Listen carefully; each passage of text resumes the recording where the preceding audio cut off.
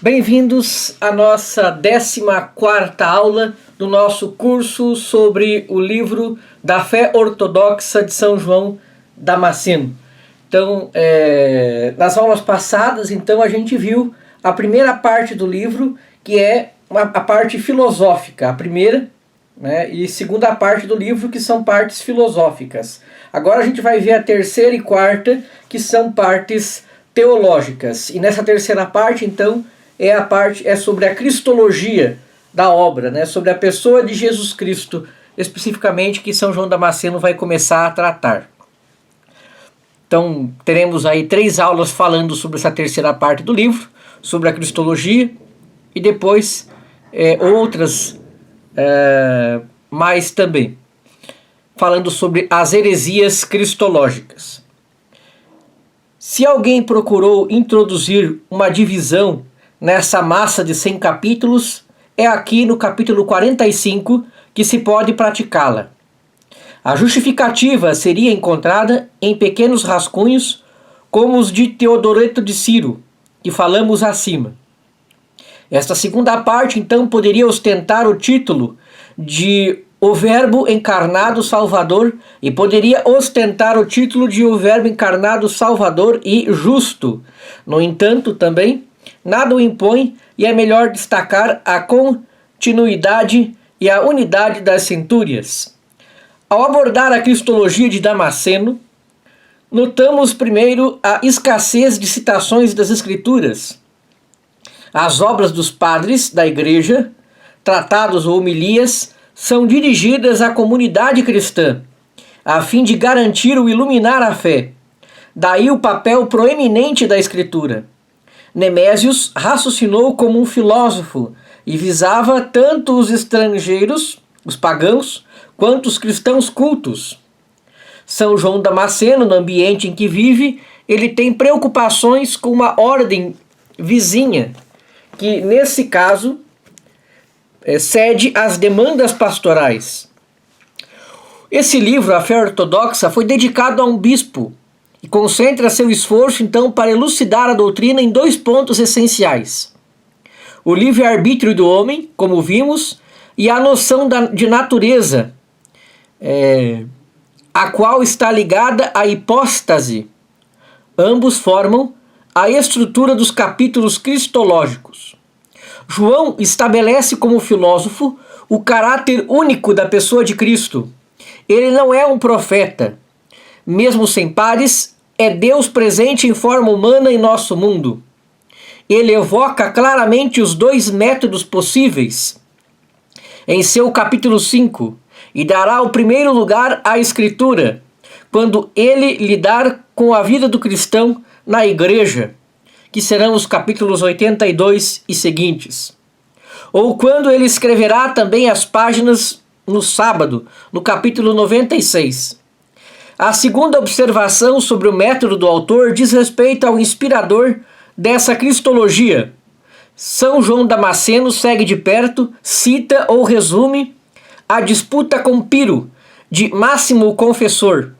Ele claramente discerniu sua fidelidade fiel à tradição de Calcedônia e assimilou sua estrutura filosófica. O plano divino, a economia da salvação, é lembrado no capítulo 45 de uma forma próxima à homilia, que o próximo capítulo continua. Estas 2 passagens têm a vantagem de serem capítulos, programas, como os capítulos 1 e 16.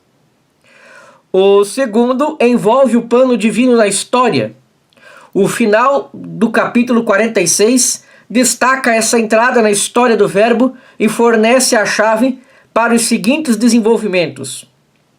Do capítulo 47 ao capítulo 50 será examinado o conceito de natureza.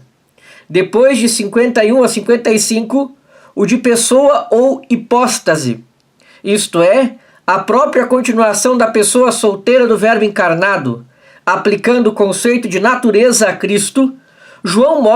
São João Damasceno mostra que os monofisitas heréticos, a gente vai ver, as heresias cristológicas e vamos ver quem esses hereges.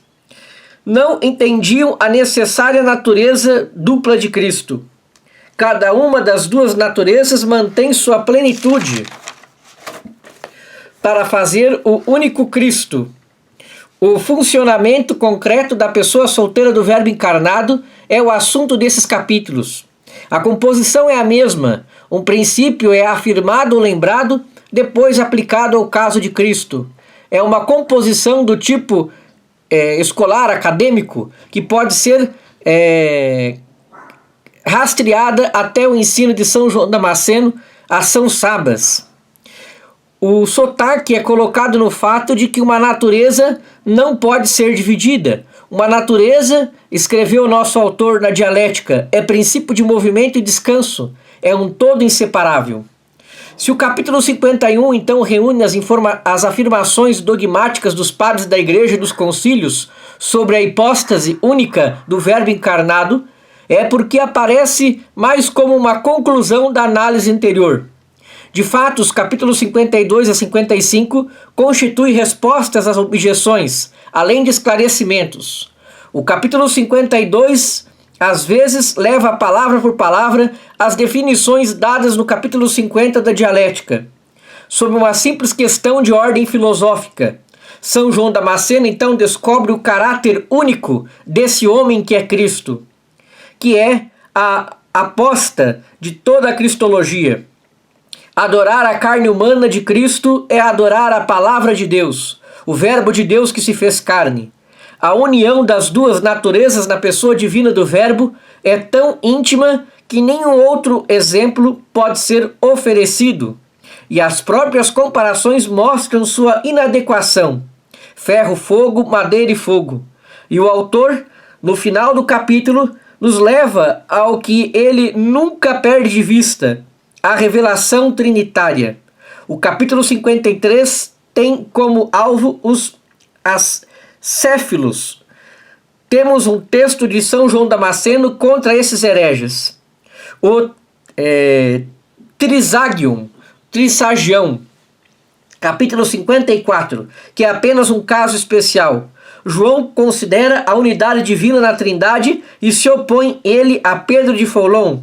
Isso se deve à ambiguidade da adição usada. O último capítulo desse grupo, então, retoma a famosa fórmula de São Cirilo de Alexandria: uma natureza única encarnada da palavra de Deus. A explicação é longa e toma uma virada mais técnica, porque a sentença de Cirilo era subsequentemente incompreendida, principalmente devido à evolução da linguagem teológica. A preocupação de João pela precisão nunca foi tão afirmada que aqui, onde todas as fórmulas possíveis são examinadas uma a uma, e para cada uma delas a tradição que prevalece. Vamos ouvir a tradição que foi confirmada pelos concílios. Então, nessa primeira aula sobre essa parte cristológica, seria isso.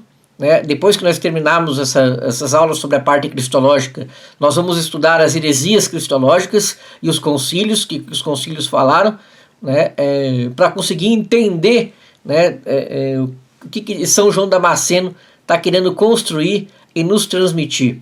Espero que vocês tenham gostado da nossa aula. Muito obrigado pela sua atenção e até nossa próxima aula.